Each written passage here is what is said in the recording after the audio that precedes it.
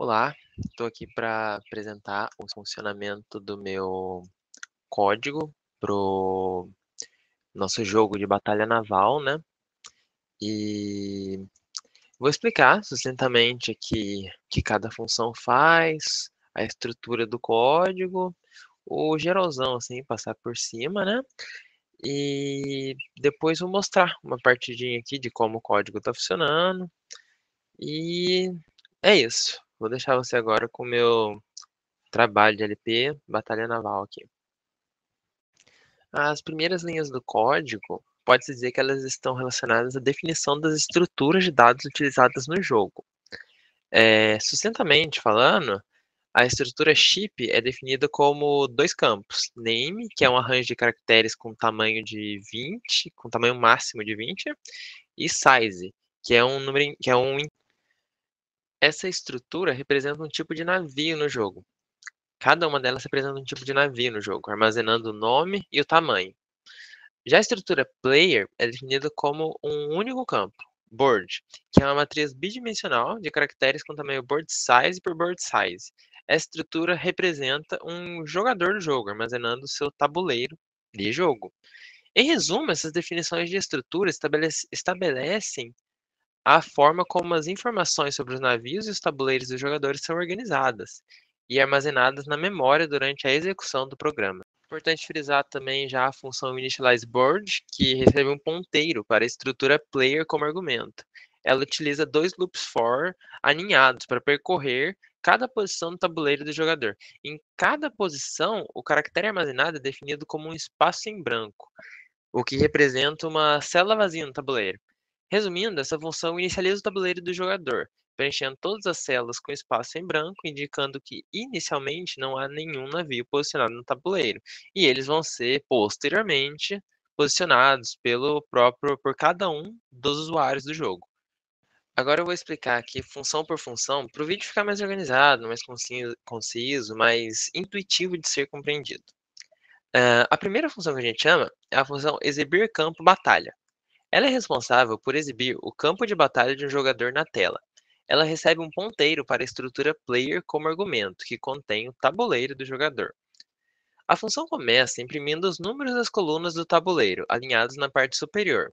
Em seguida, desenhe uma linha horizontal superior usando o caractere barra para separar as células. Após isso, a função itera sobre as linhas e colunas do tabuleiro. A cada iteração, ela imprime a letra correspondente à linha seguida do caractere barra vertical. Isso para separar as células, né? Após isso, ela verifica o valor do tabuleiro. Nessa posição, se for zero, imprime o quadrado que a gente colocou para representar um navio. Se for x, imprime x para representar um acerto. Se for barra, imprime barrinha para representar um tiro na água. E caso contrário, imprime espaços em branco para indicar uma posição não atacada. No final de cada linha, a função imprime uma linha horizontal inferior, usando o caractere barra para separar as células. Caso não seja a última linha, é impressa uma linha horizontal intermediária para separar as linhas. Por fim, a função imprime uma linha horizontal inferior para fechar o campo de batalha, né? Para fechar o mapa. Essa função é responsável por representar visualmente o tabuleiro do jogador na tela, permitindo que os jogadores acompanhem o estado da batalha durante o jogo. Após isso, nós chamamos a função checkWinCondition, que retorna um valor booleano, true ou false, para indicar se o jogador venceu o jogo ou não. Essa abordagem é utilizada para simplificar a lógica do código e facilitar a compreensão do resultado. Ao utilizar um tipo de retorno booleano, podemos escrever uma lógica mais direta e expressiva, onde o resultado da função pode ser utilizado em condições de controle, como um if, de forma mais natural.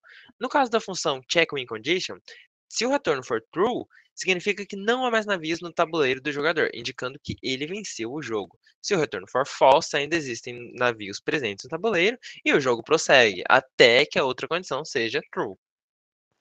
Aí depois foi conveniente construir a função showAttackedPositions. Essa é responsável por exibir as posições que foram atacadas pelo adversário. Ela percorre o tabuleiro do jogador e verifica se cada posição contém um X, indicando um ataque bem-sucedido. Se encontrar uma posição atacada, a função imprime as coordenadas dessa posição formatadas como XY. No estilo do plano cartesiano mesmo. Por exemplo, se as posições 2, 3 e 4, 7 forem atacadas pelo adversário, a função irá imprimir posições já atacadas pelo adversário, 2, 3, 4, 7. Essa função é útil para o jogador ter conhecimento das posições que já foram alvo de ataques, permitindo tomar decisões estratégicas e também ter conhecimento em geral, para ele ter conhecimento de onde ele já foi atacado mesmo. Posteriormente, a gente chama a função player turn, que representa a vez de um jogador durante o jogo. Ela recebe como parâmetros o ponteiro para o jogador atacante e o ponteiro para o jogador defensor, além do ponteiro para o número do jogador. Primeiro, a função exibe uma mensagem indicando o turno do jogador atual. Em seguida, dependendo do número do jogador, ela exibe os campos de batalha dos jogadores, chamando a função exibir campo batalha, para exibir o campo de batalha do jogador atacante e do jogador defensor. Após exibir os campos de batalha, a função solicita ao jogador que digite a posição de ataque desejada, representada pelas coordenadas x e y. As coordenadas são lidas usando a função scanf e armazenadas nas variáveis x e y. Os valores de x e y são ajustados para índices baseados em zero, subtraindo de 1 cada um deles. A seguir, a função verifica se a posição de ataque é válida, se as coordenadas estiverem fora dos limites do campo de batalha, menor que zero ou maior ou igual a board size, é exibida uma mensagem de posição inválida e a função player turn é chamada novamente recursivamente, para que o jogador insira novas coordenadas. Caso a posição de ataque seja válida, a função verifica se a posição no campo de batalha do jogador defensor contém um navio representado pelo caractere zero. Se sim, é exibida a mensagem acertou um navio, e a posição no campo de batalha do jogador defensor é marcada com X. Caso contrário, é exibida a mensagem água e a posição é marcada com barrinha. A função player turn termina sua execução após o término do procedimento do ataque. Após isso, temos a função isValidPosition. Ela verifica se uma posição XY é válida dentro do campo de batalha. Ela recebe como parâmetros as coordenadas x e y e retorna um valor booleano, indicando se a posição é válida ou não. A função faz isso verificando se x e y estão dentro dos limites aceitáveis do campo de batalha, ou seja, se x é maior ou igual a zero e menor que board size, e se y é maior ou igual a zero e menor que board size. Se todas as condições forem verdadeiras, a função retorna true, indicando que a posição é válida. Caso contrário, ela retorna false, indicando que a posição é inválida. Aí a próxima, a função isOverlap, verifica se há sobreposição de navios em uma determinada posição no campo de batalha do jogador. Ela recebe como parâmetros o ponteiro para o jogador, as coordenadas, o tamanho do navio e uma flag, isVertical, que indica se o navio está na vertical ou não. Se ela for verdadeira, a função verifica a posição inicial somada ao tamanho do navio, se ela excede os limites do campo de batalha. Caso isso ocorra, significa que o navio ficaria parcialmente ou totalmente fora do campo de batalha e há uma sobreposição. Nesse caso, a função retorna true para indicar que há sobreposição.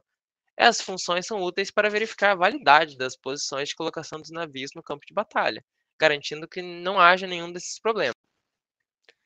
Depois disso, temos a função Allocate Chips for Player. Ela é responsável por alocar os navios no campo de batalha de um jogador. Dentro da função é criado um arranjo de estruturas que contém as informações dos navios, como nome, tamanho. Em seguida, a função entra em um loop que percorre cada navio do arranjo.